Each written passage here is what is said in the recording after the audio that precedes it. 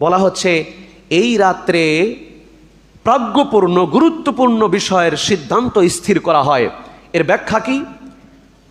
এটা ওই লাইলাতুল কদরের রাত্রে, রমজান মাসের শেষ দশকের যেই লাইলাতুল কদর হয়, ওই রাত্রের প্রতি ইঙ্গিত করে আল্লাহ বলছেন ওই রজনীতে গুরুত্বপূর্ণ প্রাজ্ঞপূর্ণ বিষয়ের সিদ্ধান্ত স্থির করা হয়।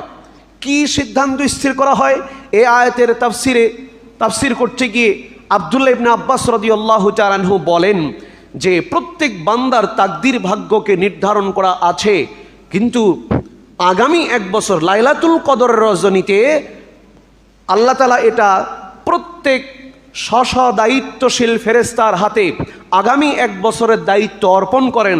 আগামী বছর লাইলাতুল কদরের আগ পর্যন্ত কার কার জন্ম হবে, কে কে মারা যাবে, কার কার বিবাহ হবে, কার কোন দায়িত্ব, এ যাবতীয় কিছু আল্লাহ রাব্বুল আলামিন লাইলাতুল কদর তথা রমজানের শেষ দশকের ভিতরে যা আছে ওই লাইলাতুল কদরের মধ্যে ওই রজনীতে আল্লাহ তাআলা ফেরেশতাদের তাদের দায়িত্ব বুঝিয়ে দেন আগামী এক বছরের জন্য। সুবহানাল্লাহ।